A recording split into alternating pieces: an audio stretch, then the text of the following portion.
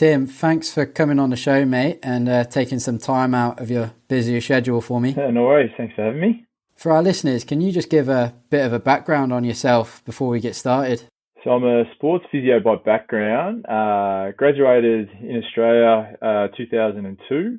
Was pretty lucky. I got involved in professional sport reasonably early. So my first year I was only 2 years out.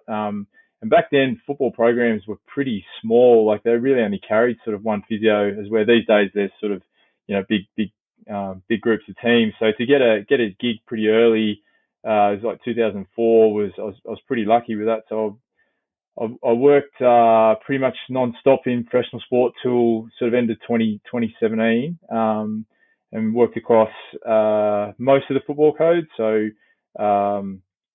rugby league, rugby union, AFL in Australia, rugby sevens, and worked in the UK as well.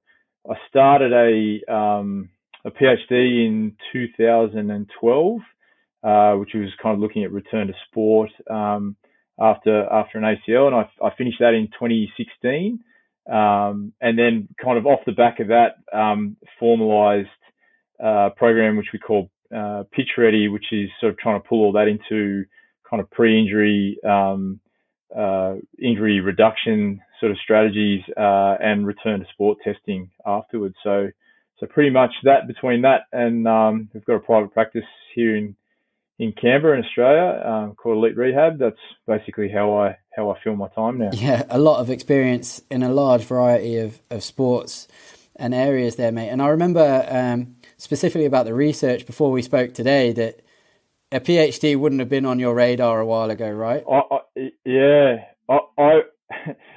would be. When I finished my undergraduate degree, I was carrying on because that was going to be the last bit of study that I was ever going to do. I was fully convinced of that, and I got mildly bored after a couple of years out and decided to do a sports masters.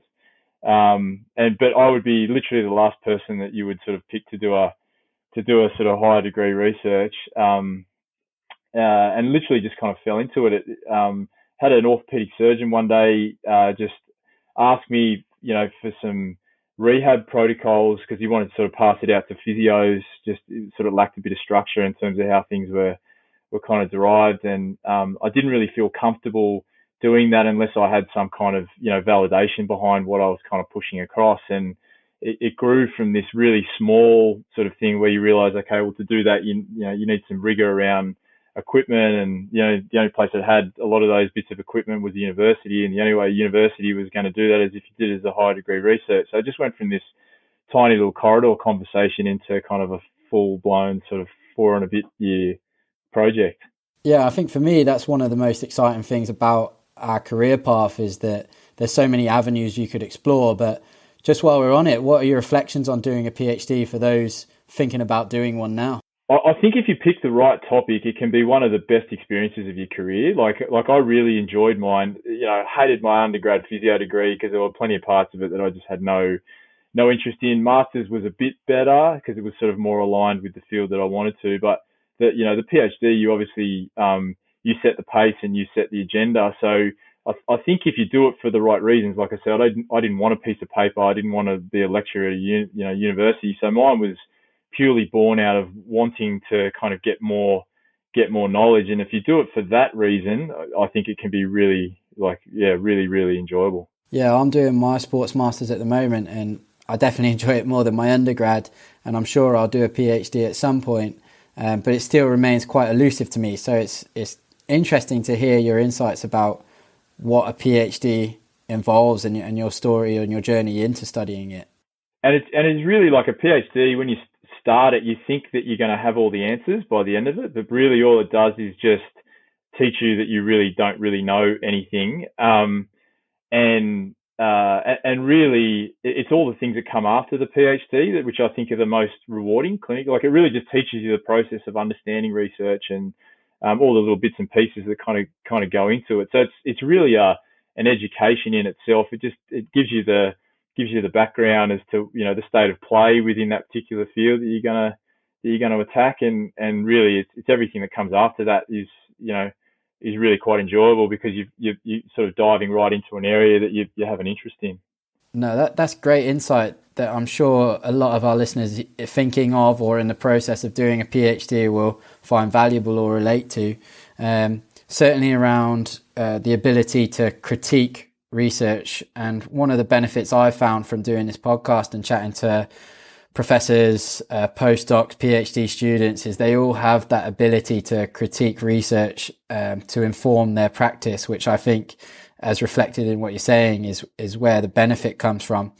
But that leads us nicely on to the topic of today's episode, where we're going to discuss one of your first publications in your PhD. Sure. And the paper was published in 2016 in the Orthopedic Journal of Sports Medicine, and they're titled An Ecological Study of Anterior Cruciate Ligament Reconstructions, Part 1, Clinical Tests Do Not Correlate with Return to Sports Outcomes. And you've already alluded in your corridor conversation about how this article came into existence, but can you give us a bit more about the background of the study? Again, yeah, the whole purpose of this was about trying to create some rigor around, when someone is kind of ready to go back to sport. And at that time, even what we think to be pretty low level or simple things in terms of like measurements of leg capacity, it wasn't really a done thing at that time. It was really time based. Like most of the research at that point, there was a big meta-analysis that was done, and something like 95% of the studies that even looked at return to sport after ACL had no real objective criteria other than just time. So when they reached a certain biological milestone is when they kind of went back to sport. So really the whole project was about, trying to just dive into different aspects of recovery, and then, what are the things that are useful. And, and even within some of these things, like the paper we're talking about now with clinical tests, is everything has its place, and it's probably just knowing when something has its, has value and when it doesn't. Yeah. So how do you go about starting this, or what's the method behind this kind of a study? Because you had 64 patients and you had 3 surgeons. I think it's a good lesson in itself in terms of if you are going to do a PhD, is you want to try and change the world. And it's very, like, I think if with students we supervise now, it's about trying to pick off, the low hanging fruit. I tried to set this up with people having pre-injury, like pre-surgery data, and then at follow-ups at, really regular time intervals, at every month all the way through to kind of 6 months, and then tracking them at 12 months and then 2 years. So to do that, especially when you start talking about functional tests as well, there's a lot involved in that. So, and like you said, you have to make sure that you account for, intersurgeon technique variability and a lot of different preferences in that regard. So it really was a bit of a mission in the beginning, and I'm glad that I did it, where I had to sort of sit down and, as you know, nailing down consultants and surgeons into the same place to sort of have a conversation is not that easy. So I really had to settle down in terms of the structure of the study and make sure that it was all well geared from the point, because you can do a hell of a lot of work on the back end of it and it can be useless just purely because you've introduced some sort of other variables inadvertently that you didn't mean to.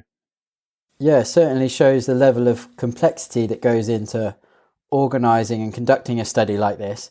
But whilst we're on the methods, and for my interest, you compared you used a synthetic graft and an autograft in this study. Yeah. I can say I've never come across anyone that's had a synthetic. It's normally always an autograft, a hamstring or a quad tendon. Can you talk a little bit about some of the potential benefits or why you involved this? So again, at that time, synthetic grafts were sort of reasonably popular within Australia because there was this premise, particularly at the elite level, of being able to get people back to sport really quite quickly. So it did provide, a good opportunity in the sense of at that time there was lots of talk about donor site morbidity after you've had an ACL. So as where with that kind of graft, that is not a factor.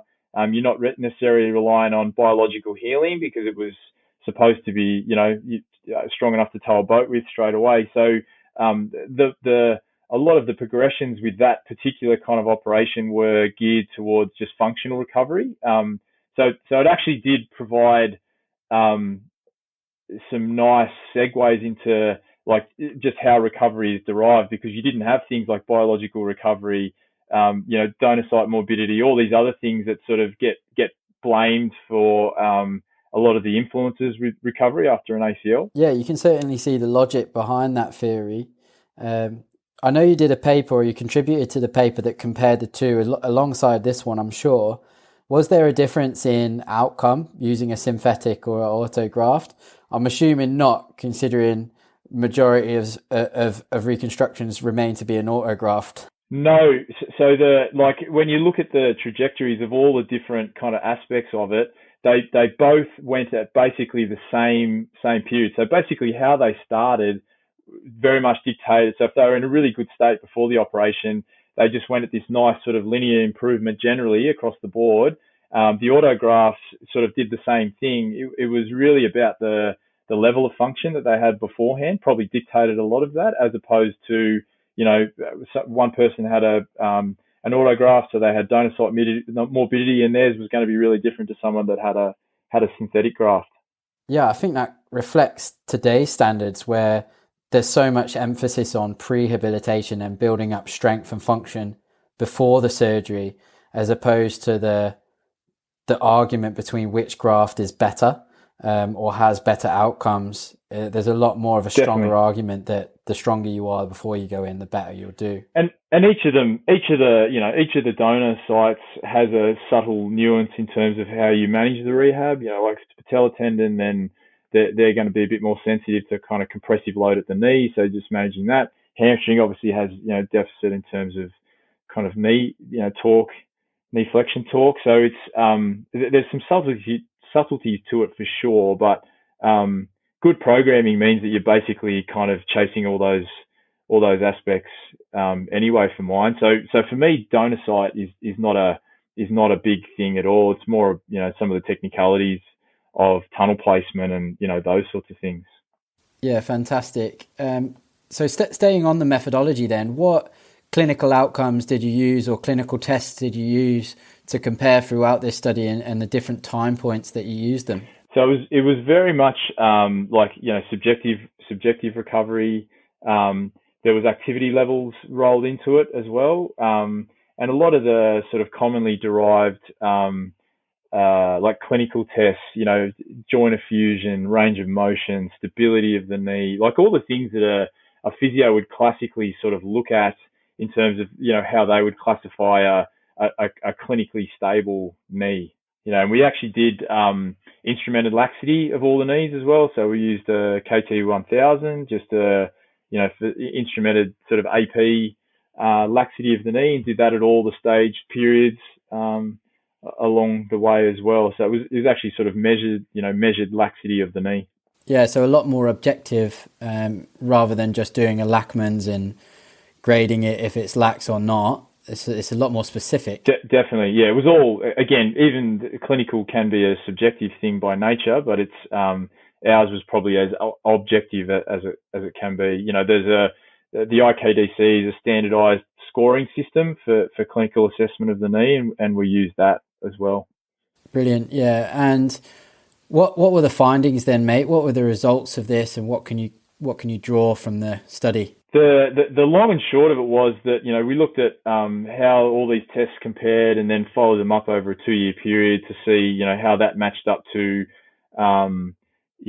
return to sport outcomes afterwards, as in what level of sport they were playing, as rated by a Tegner. And it didn't hold up strongly as a correlator really at all. The take homes for me were very much that you need it as a baseline. So if someone has the average laxity of the knee was sort of around 1.8 to 2 millimeters kind of difference. And if you look at the classic criteria for a graft failure is somewhere between 3 to 5 millimeters of difference. So the average knee, had objectively had a stable knee. And really, I think beyond, so now with the pitch ready stuff, we still use a lot of those tests.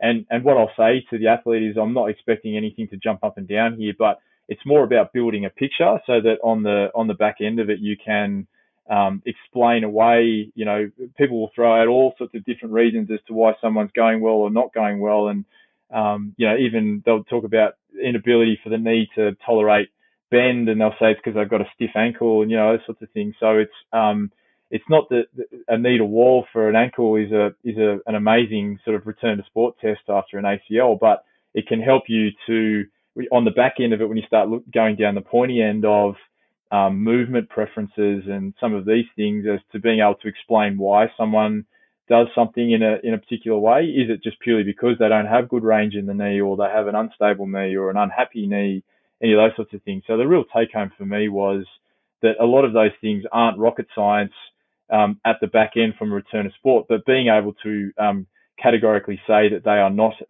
not part of the problem is really important. Someone can have a functioning quite a good knee, but if the knee is unhappy and they've got a recurrent effusion, for example, then that's indicative that the knee joint itself is not happy, and the knee can present sometime not too far down the track, with having secondary chondral issues or something like that, just purely because the knee, was probably under stress that it didn't really want to be. Yeah, I agree. These are like fairly basic, but they're the things that once we achieve them post-op, they're the things we're trying to sustain and try and keep steady state throughout the whole rehab as they progress their load and progress their complexity and intensity up to returning to sport. And I really like the way that you phrased that they're not necessarily indicators to rule in that the players is ready, but we're trying to rule them out as a potential inhibitor for their return. Definitely. So how did you define like successful outcomes and a successful return to sport? Was it based on just their perception, or was it quite objective? It was based on a Tegna. So it was literally, what level of sport were you playing beforehand, and what level of sport are you playing now? So if you're a national elite professional footballer beforehand, what are you now? Are you a national elite professional footballer, or are you just playing club level, or those sorts of things? Yeah, cool. And what was the return rate, or what was the success rate in this study? So the cohort, the return to sport rate was around 82%, I think, from memory, which was a reasonably high level compared to what, research at that time had people sort of somewhere around kind of 60 odd percent, somewhere around 67%, I think, from memory. And so part of that for me was that at that time it was very time based, and this whole paper and the whole research project was much more sort of objective. Like it's I still see it as being quite simple now compared to what I do sort of years later, but at that time there was a lot more rigor than probably what was going on at the time. So I think part of the why people are hesitant to go back afterwards is because there's just that uncertainty, and anything that you provide for them that helps give them some of that certainty definitely helps mitigate that fear. Yeah, fantastic. And I think, speaking from hindsight now, it all seems fairly straightforward. What you're saying is probably replicated in the standards nowadays, that it's more functional based, it's not time based. But back when this article was published, it seems like you were going against a lot of the dogmatic approaches being largely time based. Do you feel that the fact that you were more functional in your outcome measures reflects the higher percentage of successful outcomes compared to the research at that stage? I definitely, yeah, it's speculation at the end of the day, but I definitely feel like that doesn't, that's definitely a big help, and definitely the rigor that we sort of try and apply with the pitch ready stuff now goes to another level again, and a lot of them will say that for them it helps give them confidence because we've got a reasonable size database now, and we've got reasonable, confidence in terms of levels that people achieve in terms of normality, and ones that have gone past a certain level, the re-injury rate is historically really, really low. So they take a level of confidence out of that they really have done everything that science can help them with at that given sort of moment in time, and they tend to take a fair bit away from that, even if it's just mental. Yeah, I agree. And just chatting about the rigor of this study, were there any limitations that you found, or that if you could redo the study, would you do anything differently? I think, I think for that moment, like the only way you could make it any better really is to just have, more numbers means that the power of the study just gets more generalizable. So I'd say but that can be a bit of a cop out, because the amount of time we had to spend sort of collecting data for that group was huge. So, I think the only way we could have improved it is just bigger numbers, but then, logistics of these studies come out. So a lot of the research that we're doing now, like I said, is I want massive studies. I want, 1,000 people in there. That's probably the next, for me, I'm just publishing some of the research that we're doing now just because I want big cohorts, because that's going to help add some strength to the things that we're talking about. Yeah, and I'm excited for those studies to come out. But just to conclude this one, I guess a nice way to do it is if you were a junior student and you picked up this paper, you're rehabbing your first ACL, what would be the take-home messages or the conclusions that you want that person to take from this paper? I think it's very much that it's a lot of the tests that we would use in that paper is about a minimum standard. So before you start getting too carried away with, the modern day with Instagram is that everyone wants to have big fancy drills and I see a lot of that now where you get an angry, grumpy knee that, people are trying to probably get a little bit too cute too early. So simple tests like this can probably just tell you that you might be just jumping the gun slightly. So although it doesn't bode up really well on a social media post as to someone having not having a joint effusion, at the end of the day, it can probably help save you having some issues sort of further down the track. So it doesn't help you in terms of working out whether someone can go to sport, but it can definitely help you get on a good path with the rehab. Yeah, I think that's a great little summary, and I think the key points are ones that will stand the test of time. So really valuable insight. But that kind of brings up the end of this episode, and in part 2 we're gonna carry on with more of the functional testing. But for those listeners that maybe want to look into a bit more of the stuff that you're doing with Pitch Ready, where can they keep up to date with you and find you on social media? We've got a Pitch Ready's got a website, which is just www.pitch-ready.com, and there's a research page that has all the listed publications on there that we've done to date. Brilliant. And social media, do you do much on social media, or? So I'm a little bit more old school in that regard, but yeah, we do have an Instagram page that has some of the people we're working with, and there's a Twitter feed, which is where we've tried to keep that where we try and keep it much more sort of research based, sharing articles that we're reading ourselves. So if people are interested in kind of keeping up with that, that's where we keep that info. Yeah, nice. And you recently did a ACL Masterclass with the Sports Map guys that people can find online. Can you give them a bit of a link or a direction towards that? So yeah, I did a fairly comprehensive online masterclass for Sports Map, which is available on their website, and it does dive right down into like how I approach things from a rehab perspective, return to sport, a lot of those things. Yeah, it's tried to keep it pretty practically derived. So if people are sort of interested in learning how we try and attack the rehab side of things, then that's definitely something I think is a pretty good resource. Fantastic. And that sums up today's episode with Tim McGrath. In part 2, Tim's going to be discussing his follow-up study that looks at functional performance tests and the correlation with return to sport outcomes. So please stay tuned for that one, and thanks for listening. Today's episode of the Informed Performance podcast has been sponsored by Vald Performance, makers of the NordBoard. The NordBoard has become the gold standard for assessing field-based hamstring strength. By combining advanced sensors, real-time data visualizations, and cloud analytics, the NordBoard helps practitioners to accurately measure, monitor, and train individuals' hamstring strength or imbalances. To learn more about the NordBoard, visit our sponsor, volperformance.com.